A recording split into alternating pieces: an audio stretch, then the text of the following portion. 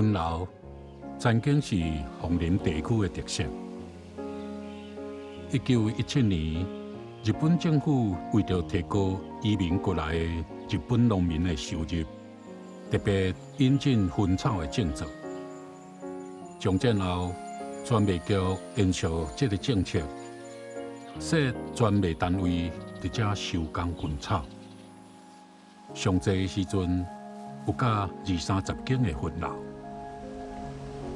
一时风吹来一时的繁华，风过了，繁华嘛跟咧飘散。繁华过了的树木，万里客尚知影。街边有一位日本时代叫做莫里萨卡，后来叫做林田山林场的所在。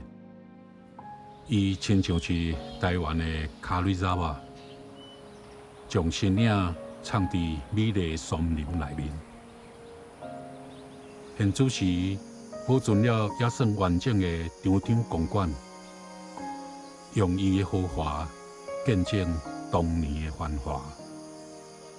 深山所处的木材，用流浪送落来林场，用火车运送到花莲港，然后坐船去到日本。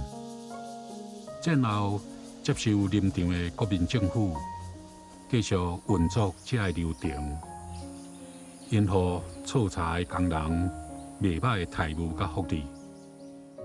顶沿的人尚会记得，中山堂每礼拜有3场免费的电影。当时住伫莫里萨卡周边的人，特别是青年男女，毋知有偌济人爬上山轮啊，下过铁路来中山堂看电影兼约会。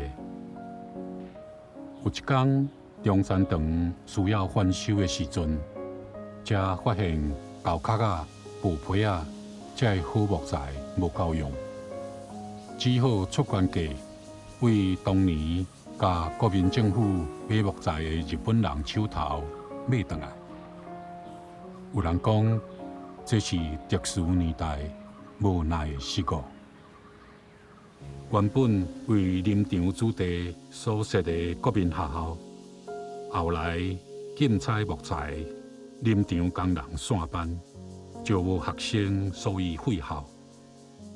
残存的阿摩土条顶面，也写着特殊年代的一切，过去的一切，亲像作词家武勇所写的“空笑梦，一场风声”。